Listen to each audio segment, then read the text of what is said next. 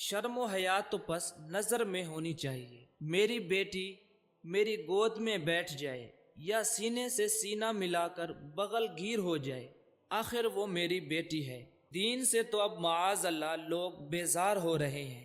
جیسے جیسے وقت آگے بڑھ رہا ہے، اگر دینداری دیکھے گا تو دنیا کے ساتھ قدم سے قدم ملا کر کیسے چلے گا؟ دنیا کے ساتھ چلنے کے لیے اتنا تو چلتا ہے۔ بڑے ہی پاکیزہ لوگ تھے، اور کتنا ہی پاکیزہ دور تھا کہ جب بیٹیاں غیرت مند باپ کے کاندھوں پر کھیل کر سن بلوغت تک پہنچ جاتی اور باپ انہیں قیمتی خزانہ سمجھتے ہوئے جلد سے جلد ان کے اصل حقدار تک پہنچا دیتا۔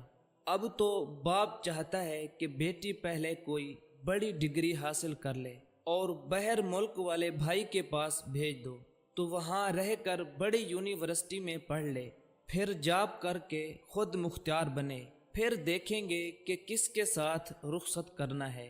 رخصت کرنا بھی ہے یا نہیں، کیونکہ ہماری بیٹی ہم پر بھاری نہیں ہے۔ ان جملوں نے اب باپ کی سوچ بدل دی ہے۔ ایک دور تھا کہ اس وقت کا حیادار باپ اپنی بیٹی کے لباس سے لے کر اس کے کردار تک بیٹی کو مکمل طور پر حیا سے مزین دیکھنا چاہتا تھا۔ بیٹی نظر اور سر جھکا کر ادب سے سلام کرتی تو باپ سر پر ہاتھ پھیرتا، اپنی نظر کو بھی جھکائے رکھتا۔ یہ شرم و حیا سے بھرپور نظارے دیکھے ہیں اس کائنات نے، اور اب دیوسیت کا ہار گلے میں ڈالے باپ اور پڑھی لکھی بیٹی گویا یوں بغل گیر ہوتے ہیں جیسے دو دوست آپس میں ہوا کرتے ہیں۔ ہاں، چونکہ جدیدیت کا زمانہ ہے، وسیع النظری کے نام پر سب سے پہلے حیا کو تختہ دار پر چڑھایا گیا ہے۔ ایک دور تھا کہ جب باپ اور بیٹی کے رشتے کا حسن حیا، احترام اور تعظیم تھی۔ اب باپ اور بیٹی کا رشتہ اس وقت اچھا سمجھا جاتا ہے جب بیٹی اور باپ کے رشتے میں حیا کو عیب سمجھا جائے اور دوستی کے نام پر احترام کی گرتی ہوئی دیوار پر زوردار لات رسید کر دی جائے۔ کیا یہ سب اچانک ہو گیا یا دور حاضر کے باپ کی فطرت بدل گئی ہے؟ نہیں، ایسا بالکل نہیں ہے، کیونکہ اس وقت جو مرد 40 سے 60 سال کی عمر کے درمیان ہے اور بیٹی کا باپ بھی ہے، وہ شدید ذہنی دباؤ کا شکار ہے۔ اس نے اپنے بزرگوں کا سخت ترین رویہ دیکھ رکھا ہے، جس کی وجہ سے اس کے خاندان کی کئی لڑکیاں کئی مسائل سے گزریں۔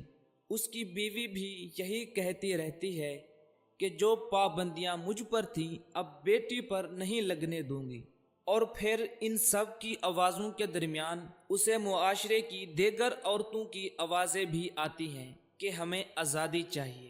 ایک طرف اس کے دل میں یہ خیال آتا ہے کہ بیٹی کو بیٹی کی طرح ہی پالو، مگر ایک طرف ماڈرن بننے کی دوڑ میں شامل ہونے کا خیال بھی آتا ہے، اور آخر کار اکثریت کے ہاں ماڈرن لبرل کلچر جیت جاتا ہے۔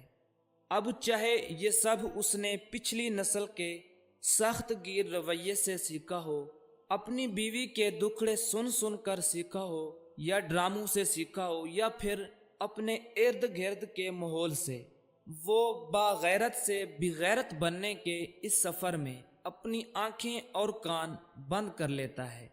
کبھی اسے ابا اور اماں کے درمیان ہونے والی یہ گفتگو یاد آتی ہے کہ نیک بخت بیبی سو جائے تو اسے اٹھا کر اپنے پاس سلایا کرو اور چادر اوڑھ دیا کرو۔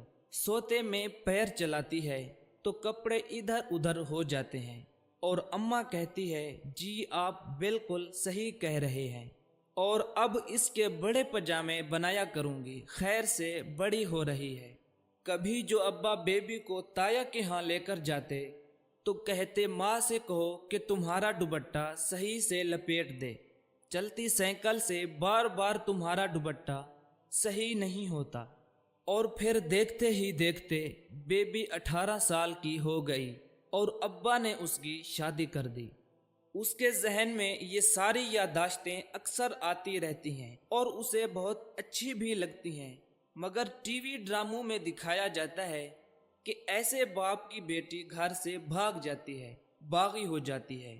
آج کل یہ سب ظلم اور دقیانوس کے دائرے میں آتا ہے۔ اور دین سے تو اب معاذ اللہ لوگ بیزار ہو رہے ہیں۔ جیسے جیسے وقت آگے بڑھ رہا ہے، اگر دینداری دیکھے گا تو دنیا کے ساتھ قدم سے قدم ملا کر کیسے چلے گا، اور پھر وہ فیصلہ کرتا ہے کہ نہیں، میں اپنی بیٹی کو بیٹیوں کی طرح پالوں گا۔ شرم و حیا تو پس نظر میں ہونی چاہیے۔ میری بیٹی میری گود میں بیٹھ جائے یا سینے سے سینہ ملا کر بغل گیر ہو جائے، آخر وہ میری بیٹی ہے۔ اور ویسے بھی میرے دوست کتنے خوشحال ہیں، ان کے بچے ان کو کتنا اچھا باپ سمجھتے ہیں، کیونکہ وہ روک ٹوک نہیں کرتے۔ تو اس نے یہ نتیجہ نکالا کہ اچھا باپ زیادہ روک ٹوک نہیں کرتا، اور دنیا کے ساتھ چلنے کے لیے اتنا تو چلتا ہے۔ مجھے میری بیٹی پر مکمل اعتماد ہے۔